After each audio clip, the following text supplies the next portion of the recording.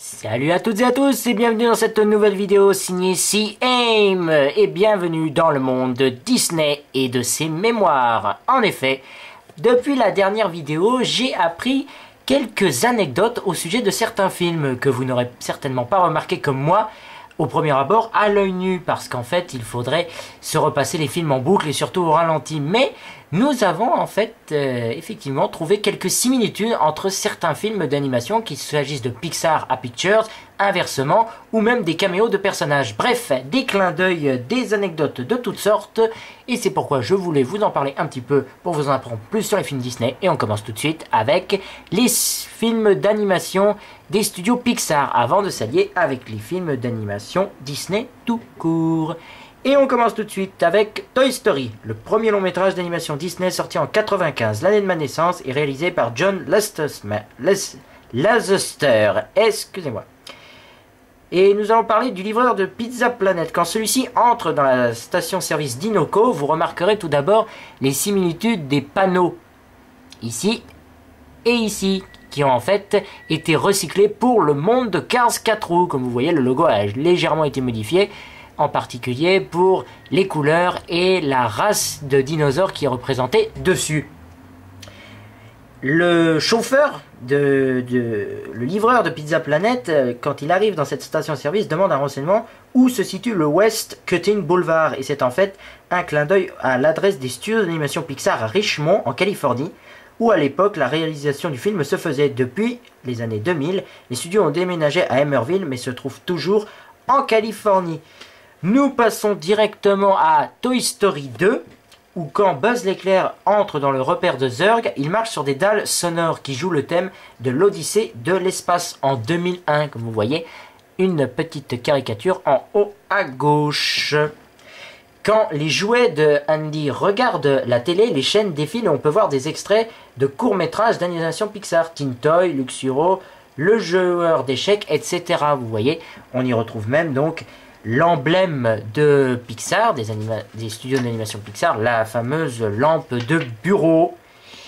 Nous passons ensuite à Mille et une pattes, le deuxième film d'animation signé Pixar en 98. La boîte de céréales qui sert de moyen de transport à la troupe de cirque de Lilliput et de la marque fictive Kaiser Junior, comme le train du cirque Dumbo, réalisé en 1995. Et la voiture de livraison de Pizza Planet apparaît dans la nuit à côté de la caravane. C'est un clin d'œil au long métrage de Toy Story, vous l'aurez deviné. Nous avons également Woody, le cow-boy héros du film d'animation Toy Story, qui apparaît dans le bêtisier du générique de fin. Il apporte un clap noir de cinéma, il est au milieu de la scène aux côtés de Monsieur Sol et Dr Flora.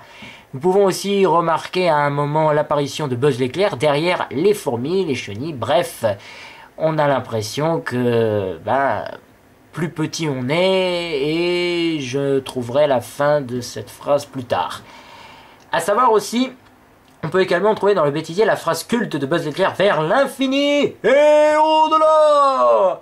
Seulement là, c'est prononcé par Tilt, la fourmi héroïne du film. Passons ensuite à Monstres et compagnie, le quatrième film d'animation réalisé en 2001 par Pete Docter. À la fin du film, pendant le making-of du générique, nous pouvons apercevoir Rex, le dinosaure vert, personnage emblématique de Toy Story. Encore une fois, vous voyez que les références sont souvent nombreuses. Passons ensuite au monde de Nemo, réalisé en 2003 par Andrew Stanton et Lee Unkrich. Dans la version française, Franck Dubosc prête sa voix à Marin et Sami Nasri à Crush, la tortue verte. Le nom du requin, Bruce, celui du centre, est le surnom qui est que donnait Spielberg au requin mécanique qu'il utilisa dans Les Dents de la Mer. Lors de la course-poursuite avec les mouettes, je n'ai pas d'image malheureusement. Ah mais si, bien sûr, excusez-moi, j'ai sauté une diapositive. Voilà.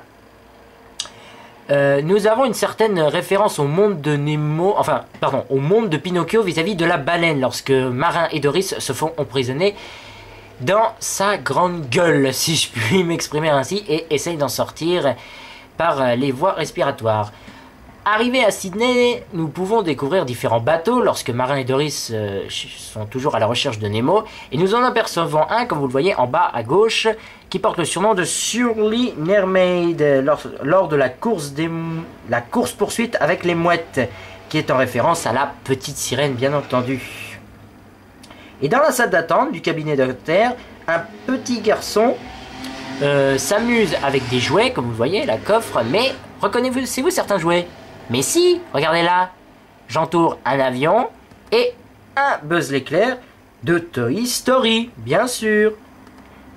Ainsi, dans la salle d'attente, un peu plus tard, nous pouvons observer un petit garçon qui lit une BD, et plus exactement un comics, de Monsieur Indestructible, le futur héros des films d'animation Pixar. Et tiens, juste avant de passer aux Indestructibles, nous avons une apparition brève de Bob Ravsky du monde de Monstres et compagnie, et non pas le fabuleux homme-poisson Adam Paysemer. Non, c'est bien Bob de Monstres et compagnie.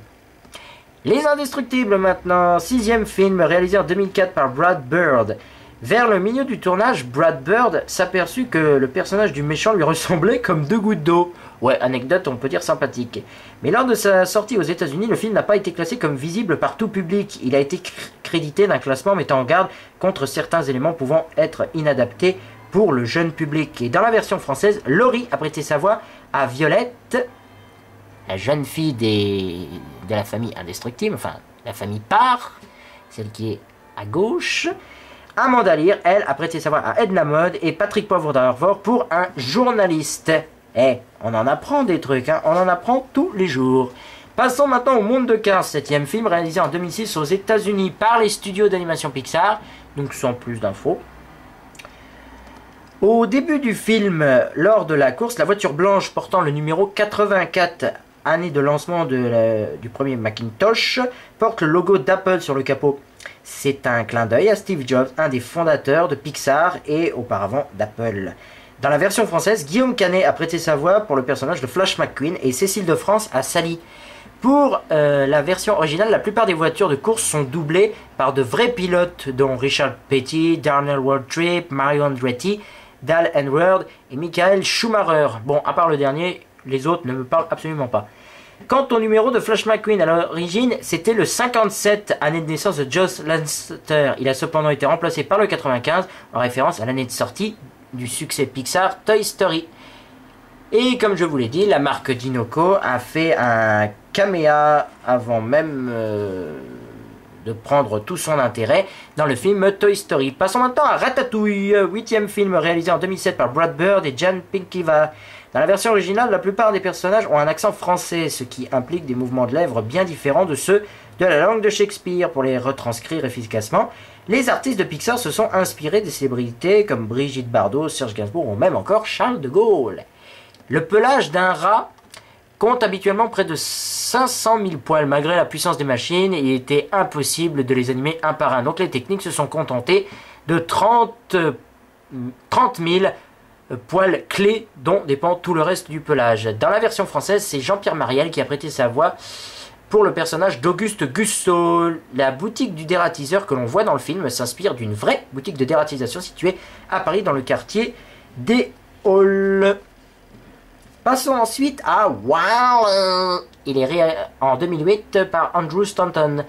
Le film emprunte 2 thèmes musicaux, l'Odyssée de l'espace de Stanley Kubrick, le beau Danube bleu lorsque le capitaine utilise une machine pour prendre un café, et Ainsi parlait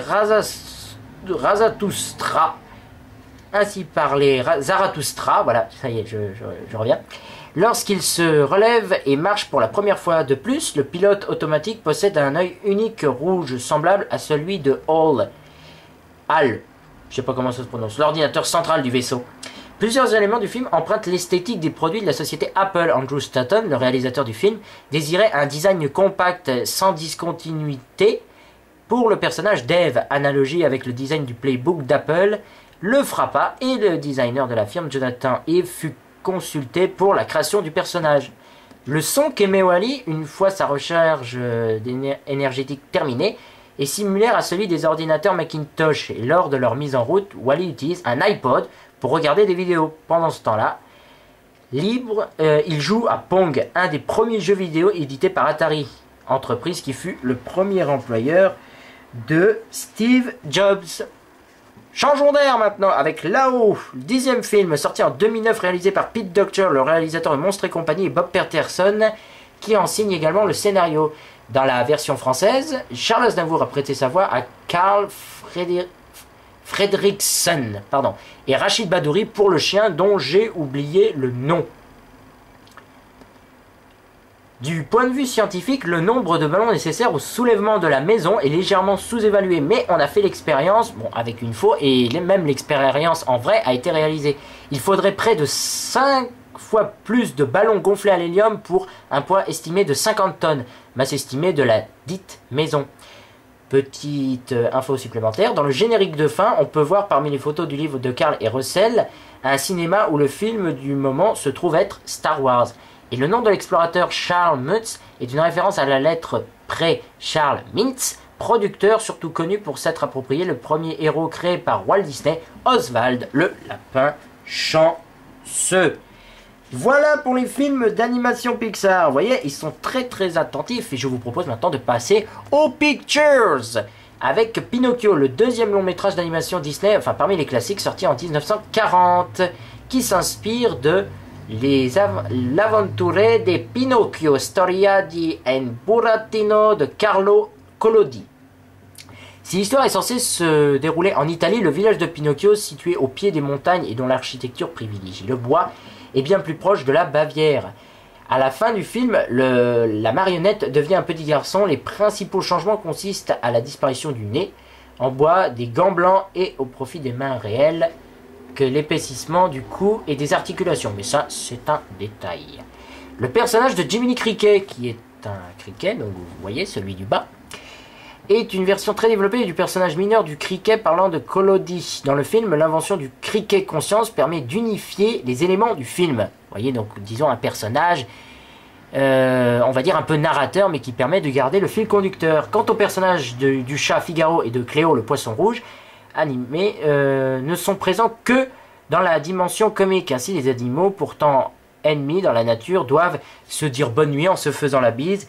Et vous verrez qu'on les retrouvera souvent auprès de Mickey et Minnie pour avoir leur propre aventure chacun. Voilà pour la petite anecdote. Passons maintenant à Dumbo, 5e long métrage sorti en 1941. Il est basé sur une histoire éponyme écrite par Ellen Anderson et illustrée par Harold Perl, paru en 1939. Le personnage de Dumbo ne prononce pas un mot, c'est le seul personnage muet de tout l'univers Disney.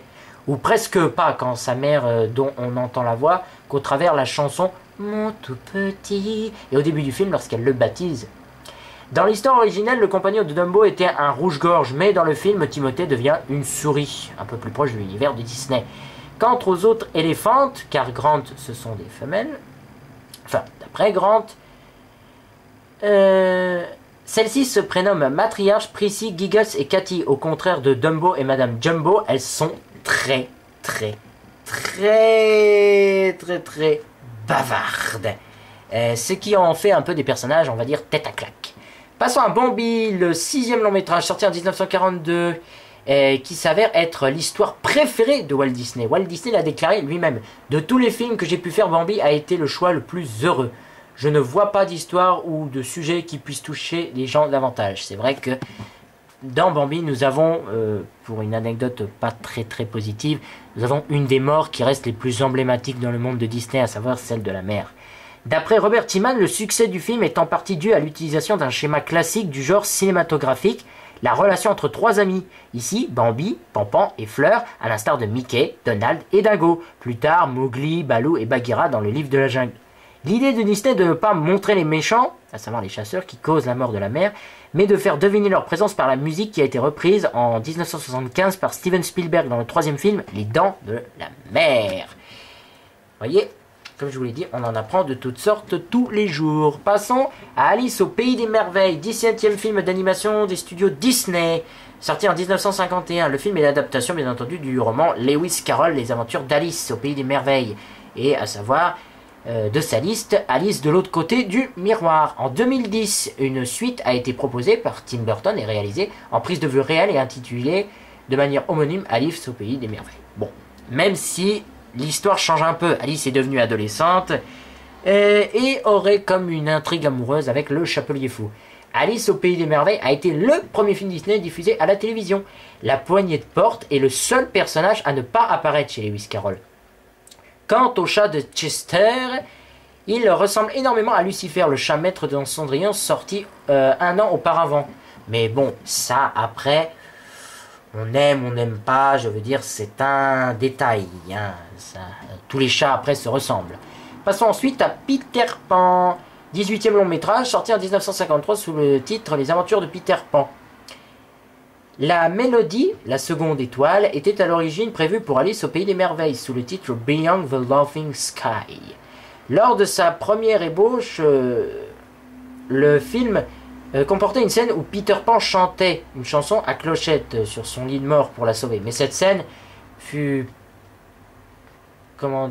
supprimée. Oui, voilà, supprimée. Dans les versions suivantes, Clochette réapparaît avec Peter Pan plus tard sans aucune explication. Mais bon, ça je vous l'ai dit, il fallait le voir à l'œil nu ou le savoir. On est là pour en apprendre toujours un peu plus chaque jour.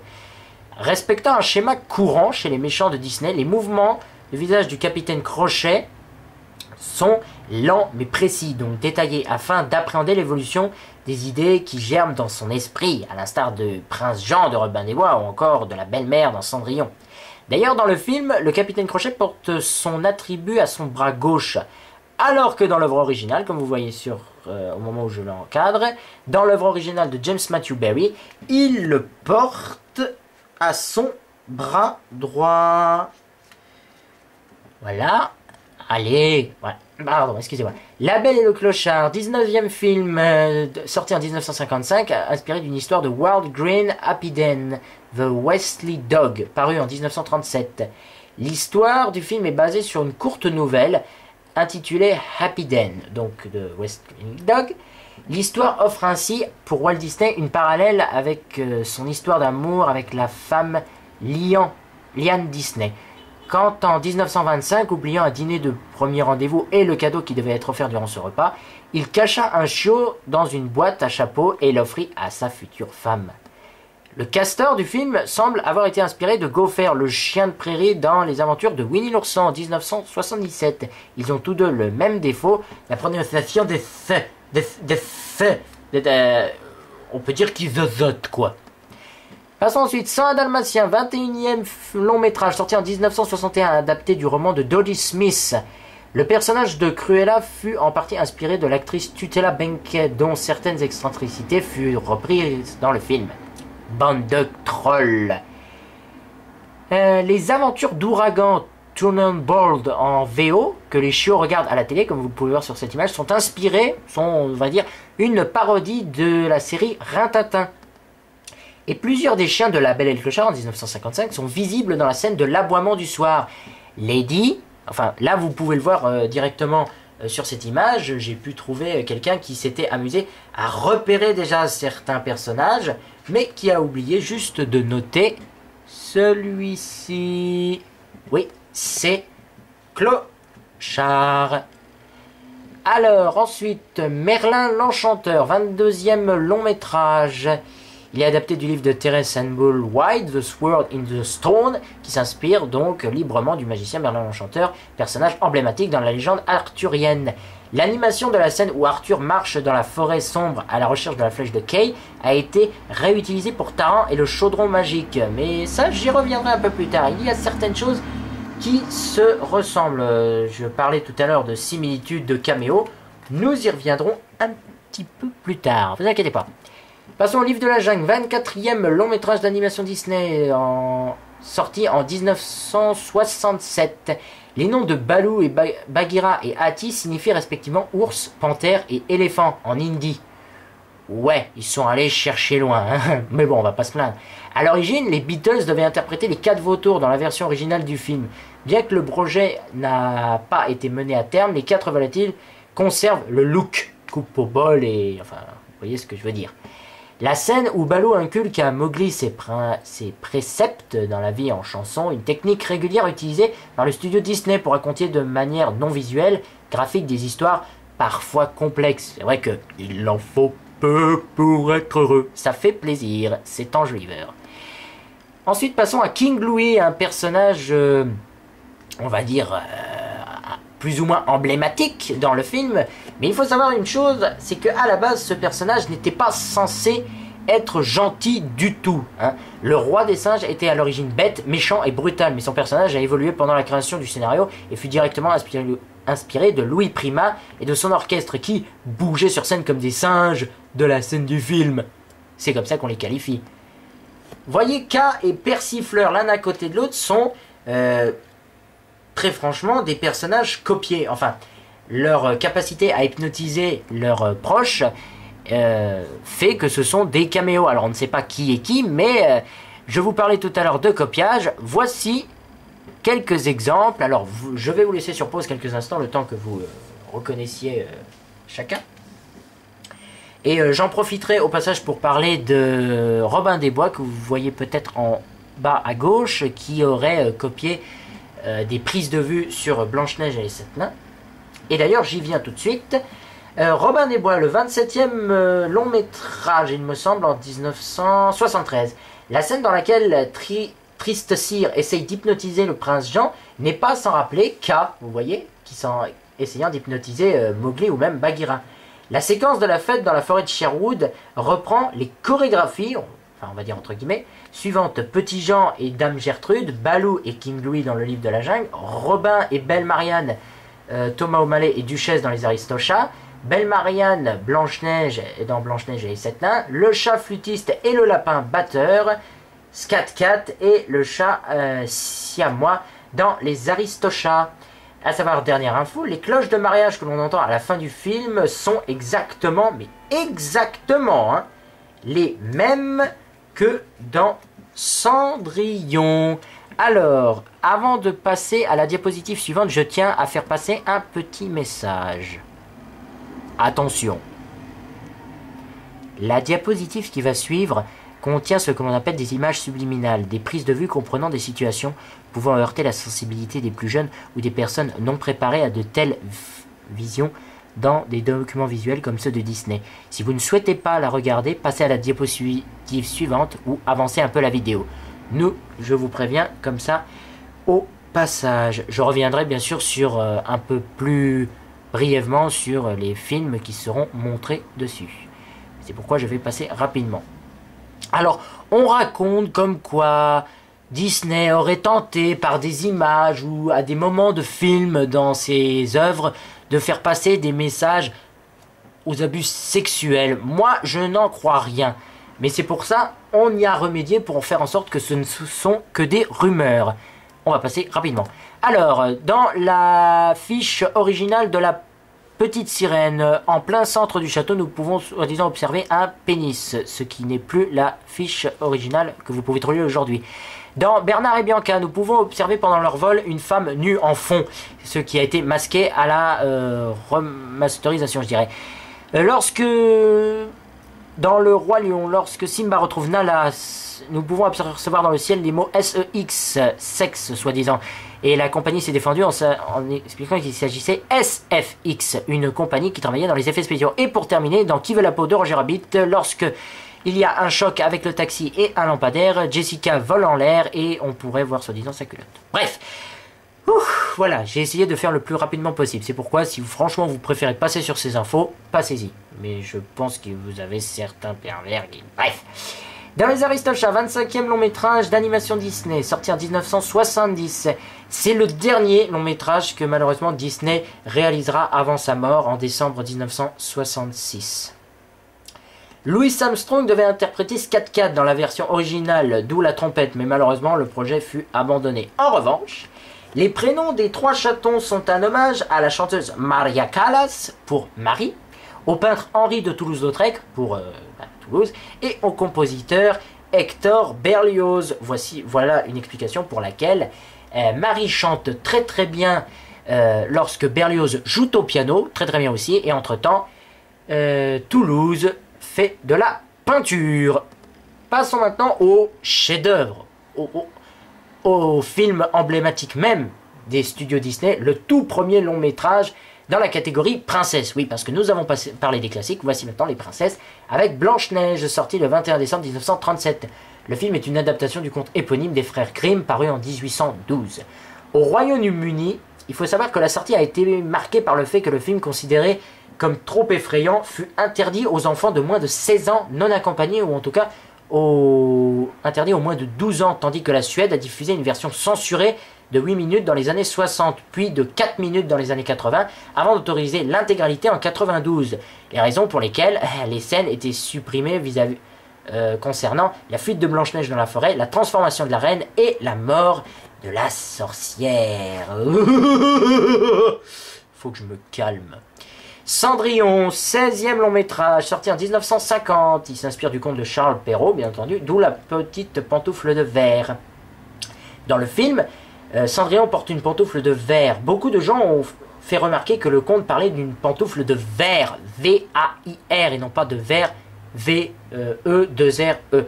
En réalité, Perrault parle bien d'une pantoufle de verre, de verre qui casse, quoi, V-E-2-R-E, et non de verre. Bref, arrêtez de tourner autour du pot. Après avoir été frappé par la souris, Jack, la gamelle de lait de Lucifer disparaît au profit d'une simple flaque. Bon, un faux raccord. Voilà. Et petite info, le chiffre 11 devient un 12 en lettres romaines lorsque l'horloge ne sonne que le 8e coup de minuit. Là, on peut dire quand même que ça peut être pris en compte et être considéré comme un faux raccord. Mais bon. Dans La Belle et la Bête, 20e long métrage, sorti en 1959, toujours inspiré du conte homonyme de Charles Perrault, révisé par les frères Grimm. Les biscuits que les trois...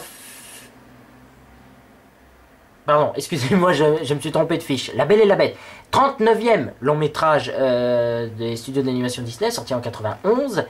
Quand la bête se fait coiffer pour plaire à Belle par le porte-manteau, on fait référence au look, voilà, je cherchais le mot, au look du lion dans Le Magicien d'Oz. Dans un plan rapproché de Gaston, lorsque celui-ci tombe du toit du château à la fin du film, on peut voir des crânes dans ses yeux. Ouh, que ça fait peur, nom de Dieu, que ça fait peur! Passons ensuite à La Petite Sirène, 36e film des studios d'animation Disney, sorti en 1989. Il s'inspire bien évidemment du conte Hans Christian Andersen. Pour créer le personnage d'Ariel, les dessinateurs se sont basés sur le look de l'actrice américaine Alyssa Milano. Vous pouvez le voir en bas, dans sa jeunesse et actuellement.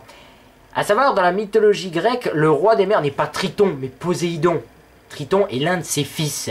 Et en parlant de famille, les sœurs d'Ariel dans le film se nomment Aquata, Andrina, Arista, Adela, Alana et Athina. Lors de la première apparition du roi Triton, on peut apercevoir en bas à gauche, mais c'est très très furtif dans le public, Mickey, Donald et Dingo qui assistent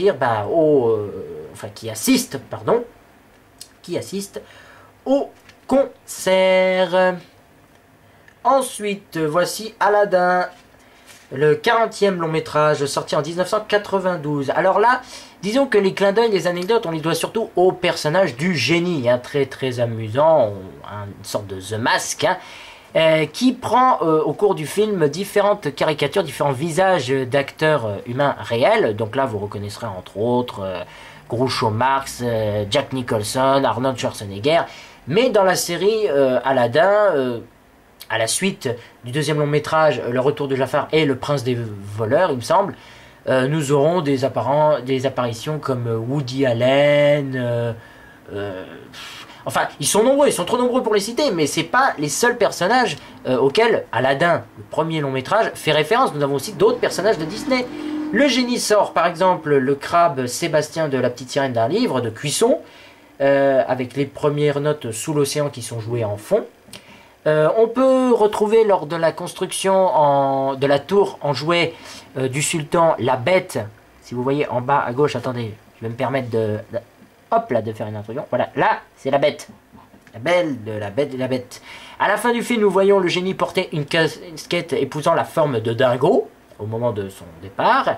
Et nous pouvons également voir le génie prendre la tête de Pinocchio.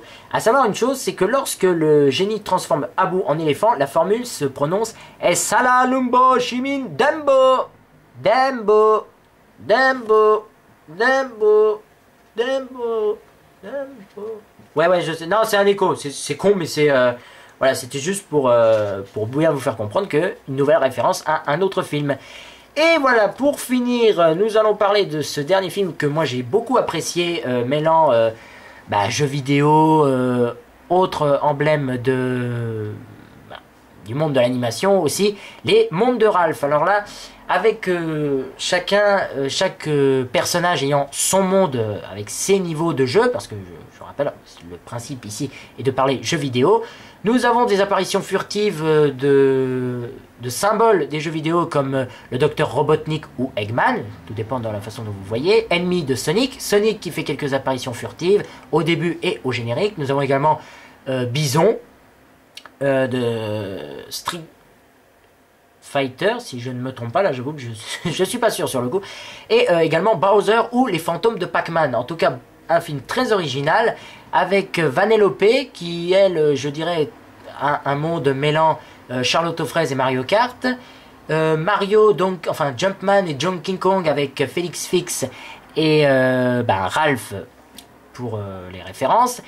Et un monde un peu plus gore, un peu plus sérieux pour un monde de destruction qui s'inspire un peu de Call of Duty, de Halo, enfin de tir et de shoot sur des créatures assez bizarres avec le sergent Calhoun. Voilà, en tout cas un bon film que je vous conseille, qui est un petit bijou pour ce Noël 2012 si je ne me suis pas trompé. Voilà, en tout cas ce film je le vous conseille, c'est un bon Disney qui se veut être moderne. Et pour finir je vous propose un petit jeu, trouver le Mickey caché. Alors ça s'appelle des Hidden Mickey que vous pouvez trouver dans différents films qui épousent différentes formes, vous voyez. Je vais vous en donner déjà quelques-uns et que vous pouvez trouver dans Disneyland Paris. Voilà, un petit jeu sympa et vous avez des sites spécialisés qui vous auront trouvé des Mickey, on va dire, bien cachés. Voilà pour les infos, et écoutez, merci d'avoir suivi cette vidéo et je vous dis à la prochaine fois pour un nouveau bonus. Ciao!